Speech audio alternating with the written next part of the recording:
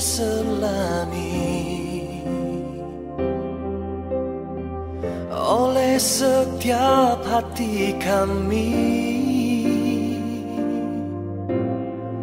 Namun satu hal ku percaya, ada rencana yang indah. Tiada terduga kasih-Mu, heran dan besar bagiku. Arti kehadiran-Mu selalu nyata di dalam hidupku. Penyertaan-Mu sempurna, rancangan-Mu penuh damai, aman dan sejahtera walau di tengah badai. Selalu bersama, rasakan keindahan arti kehadiran-Mu, Tuhan.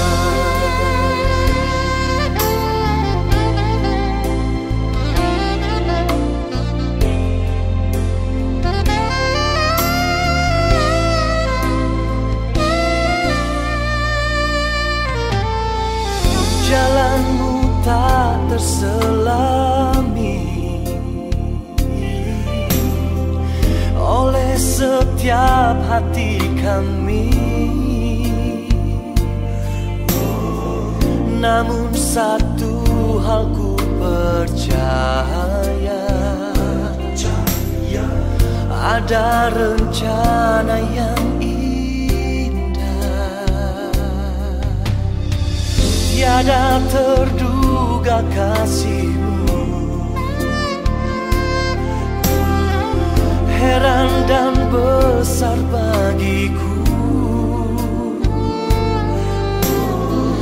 Arti kehadiran-Mu selalu nyata di dalam hidupku. Penyertaan-Mu sempurna, rancangan-Mu penuh damai, aman dan sejahtera walau di tengah badai. Ingin ku selalu bersama, rasakan keindahan arti kehadiran-Mu, Tuhan.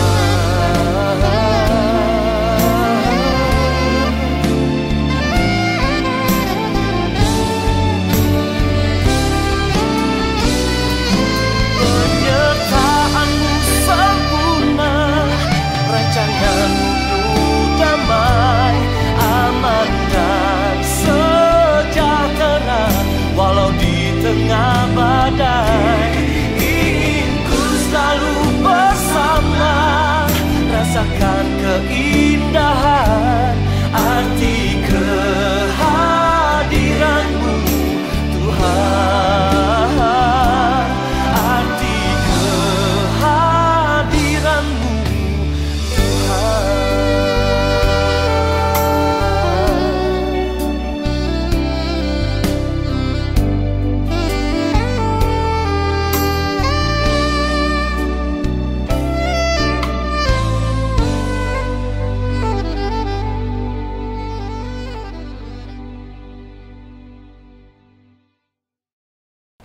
Shalom, Bapak Ibu, sebelum kita sama-sama merenungkan firman Tuhan, kita akan berdoa terlebih dahulu.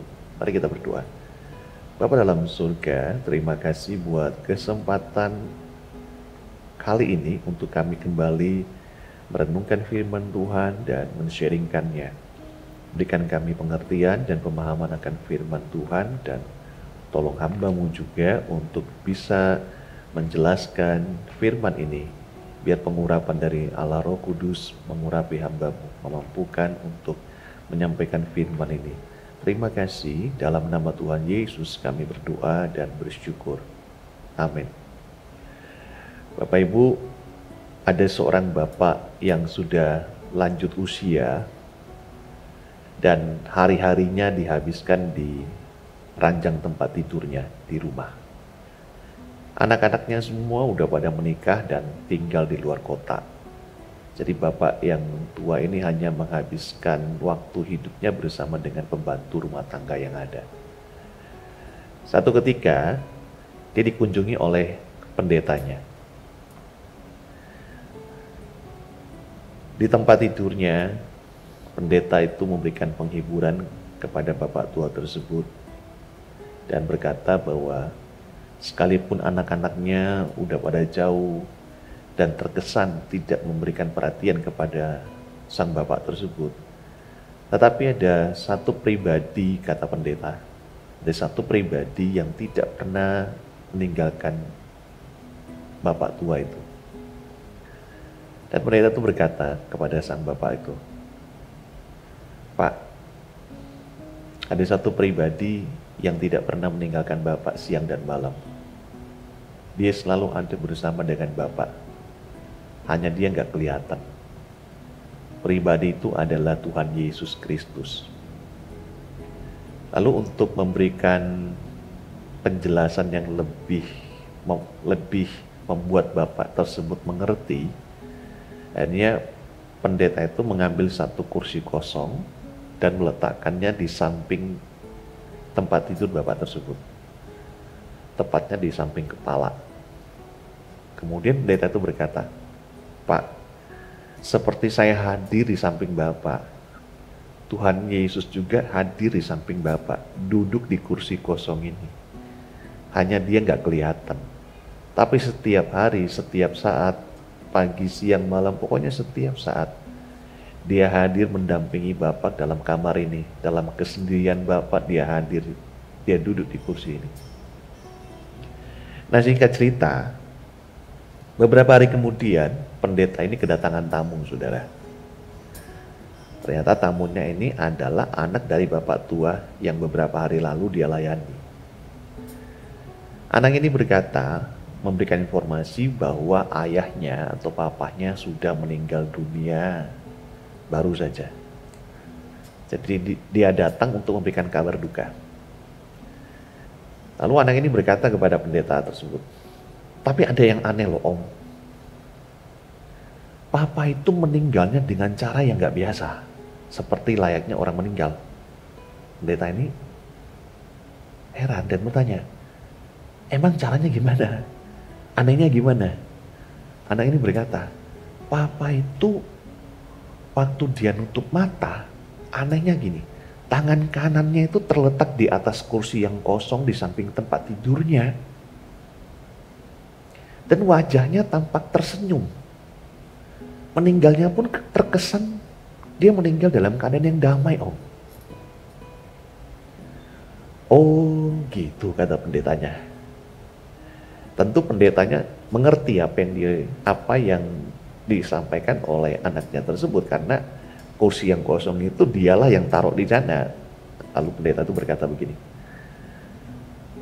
"Ayahmu telah menemukan tempat perteduhan yang abadi bersama dengan Tuhan Yesus Juru Selamatnya. Arti kehadiranmu."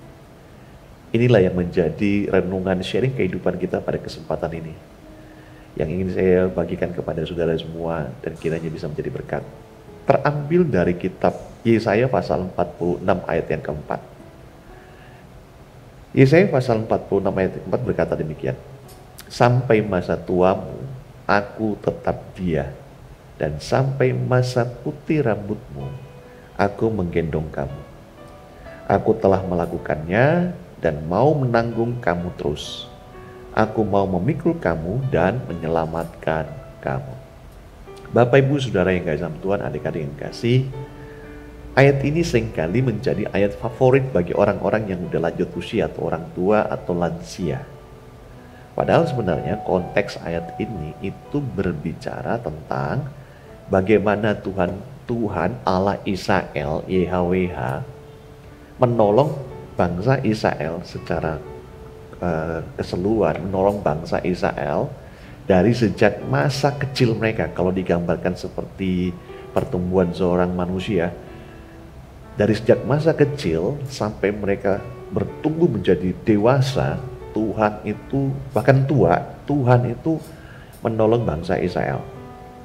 Jadi konteksnya itu, berbicara tentang bangsa Israel yang ditolong Tuhan dari sejak kecil sampai bertumbuh dewasa, bahkan menjadi tua.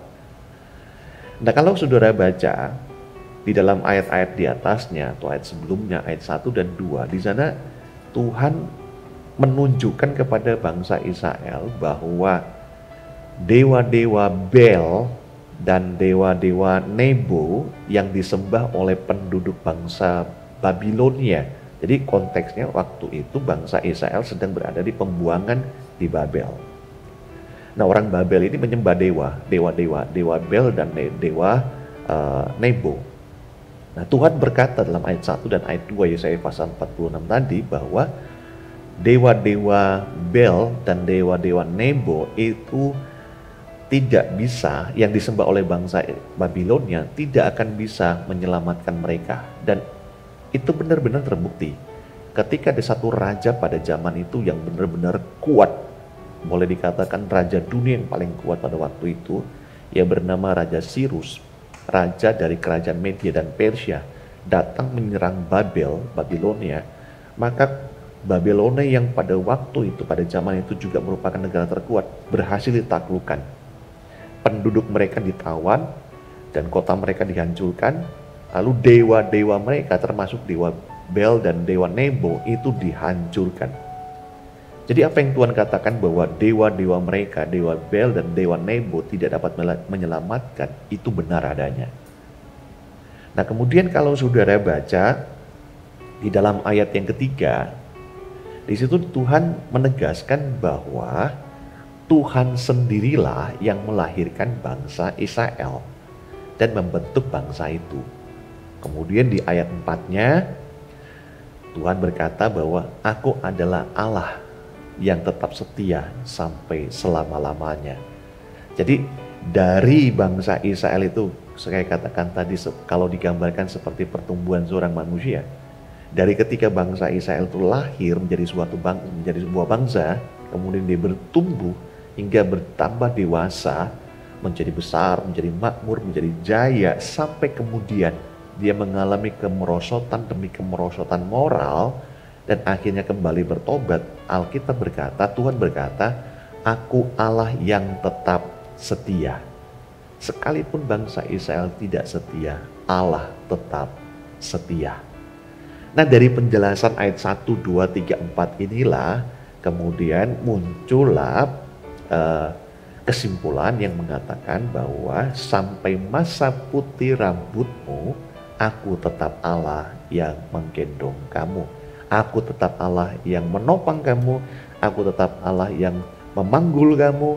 Aku tetap Allah yang menyelamatkan kamu, hai bangsa Israel. Nah, itu sebenarnya konteks ayat ini. Ya, di bangsa Israel yang sedang berada di pembuangan. Tuhan teguhkan, aku adalah Allah yang tetap setia. Aku yang melahirkan kamu, membesarkan kamu, membuat kamu menjadi jaya. Kemudian kamu mengalami kemerosotan moral, kamu meninggalkan aku, kamu berzina dengan berhala lain, tetapi aku tetap setia kepadamu. Nah, ini konteksnya. Nah, jadi kalau saya boleh ambil sebuah kesimpulan sementara, maka sebenarnya ayat ini mau berbicara kepada kita semua tentang kesetiaan Allah. Jadi Allah yang disembah oleh bangsa Israel adalah Allah yang sama, yang juga menunjukkan kesetiaannya kepada kita, orang-orang yang percaya kepada Tuhan Yesus Kristus, sebagai Israel rohani. Jadi kesetiaan Allah yang sudah bukan hanya ratusan tahun loh, yang sudah teruji selama berabad-abad, itu benar-benar terbukti. Dan kesetiaan Allah ini juga ditunjukkan kepada saudara dan saya. Nah, karena itu respon kita terhadap kesetiaan Allah ini, yang sampai hari ini Allah masih setia untuk menjaga, memelihara, menopang, menanggung kita. Respon kita adalah begini. Yang pertama, kita tidak boleh mencari pegangan hidup di luar Tuhan, apalagi sampai menjadikannya sebagai berhala. Sudah lihat saja orang-orang yang ada di sekitar kita hari-hari ini, di sekitar saudara hari-hari ini, yang menyembah berhala mereka. Entah itu berhala dalam konteks harta, uang, manusia, atau mengandalkan orang lain, berhala pekerjaan, dan siapapun dan apapun yang mereka andalkan, akhirnya semuanya apa? Nggak bisa menolong mereka juga, bahkan hancur juga, sama-sama hancur. Pengharapannya hancur, manusia yang berharap kepadanya juga hancur, sama-sama gagal. Jadi sekali lagi yang pertama, jangan mencari pegangan di luar Tuhan, apalagi menjadikannya sebagai berhala. Nah yang kedua, percayalah bahwa Tuhan yang memulai hidup kita.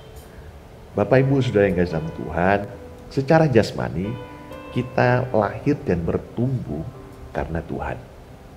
Bahkan nafas hidup yang kita punya aja ini, itu pinjaman loh dari Tuhan. Nafas kita itu milik Tuhan.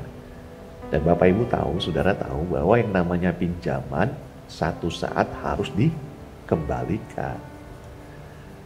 Nah karena itu, janganlah menjadi manusia atau orang yang sok bisa tanpa Tuhan. Kan banyak toh orang-orang di sekitar kita, bahkan termasuk orang-orang Kristen sendiri yang menunjukkan perilaku hidup tanpa membutuhkan Tuhan. Mereka mengawali hari-hari hidup mereka. Mereka menjalani keseharian hidup mereka. Mengawali hari-hari hidup mereka dengan apa? Tanpa melibatkan Tuhan, tanpa doa, tanpa baca Alkitab, tanpa saat teduh, ya kan?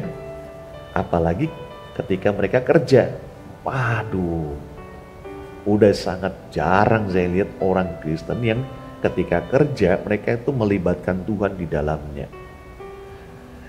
Jarang kan? Mereka itu ngelibatin Tuhan kalau ada maunya aja. Tapi ketika mereka kerja, ketika mereka berbisnis, ketika mereka jaga toko, dagang, sekolah, kuliah, jarang ada yang minta petunjuk dan nasihat Tuhan, apa yang harus mereka lakukan dan bagaimana mereka harus menghadapi situasi, keadaan, dan kondisi pada saat itu. Jarang. Umumnya apa? Mereka ngadapin aja. Nanti kalau udah mentok banget, udah gak ada jalan keluar, baru mereka nyari Tuhan. Nah sekali lagi percayalah, hidup kita ini dimulai dari Tuhan. Karena itu libatkan Tuhan di dalamnya. Nah yang ketiga, percayalah bahwa Tuhan yang melahirkan kita secara jasmani dan rohani, Dia pula lah yang akan menolong kita sampai pada akhirnya.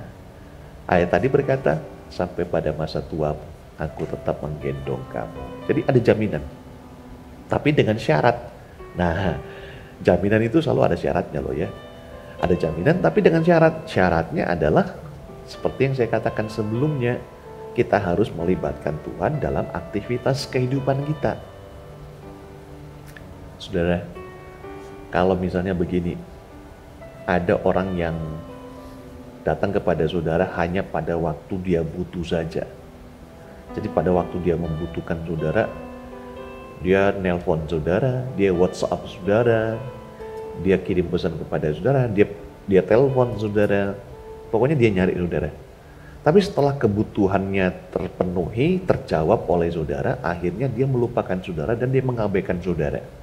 Nah saya mau nanya, saudara kira-kira senang nggak dengan perilaku orang yang seperti itu?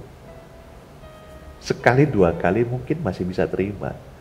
3 kali, 4 kali, apalagi berkali-kali, wah saya jamin saudara pasti nggak akan mau bergaul dengan orang yang seperti itu. Mungkin waktu dia WhatsApp, saudara nggak mau balas, dia telepon, saudara nggak mau ngangkat, dia coba datang untuk bertemu dengan saudara di kantor atau di rumah, saudara selalu berusaha untuk mengelak. Kenapa? Karena sudah tahu orang ini hanya memanfaatkan hidup saudara. Hanya datang pada saat ada butuhnya. Setelah itu dia mengabaikan saudara. Nah kalau kita saja nggak suka digituin orang saudara, kenapa, saya ulangi maaf, Kenapa justru kita seringkali membuat Tuhan seperti itu? Kita cari Tuhan pada saat kita butuh. Kita berdoa, kita nangis, kita gereja, kita beribadah, kita rajin akhirnya. Kalau sebelumnya kita jarang beribadah, jarang baca Alkitab, jarang berdoa. Tapi ketika sudah mentok, sudah nggak bisa ngapa-ngapain lagi, sudah nggak ada orang yang nolong, akhirnya kita mau cari Tuhan. Dan Tuhan jawab. Setelah itu pelan-pelan kita mulai mundur lagi dan hilang dari peredaran di gereja. Hilang dari peredaran radarnya malaikat yang suka saat teduh, yang suka berdoa, yang suka persekutuan, hilang. Nah, satu saat ketemu masalah lagi, datang lagi cari Tuhan. Kita saja nggak mau diperlakukan seperti itu oleh orang lain, termasuk saudara kita loh.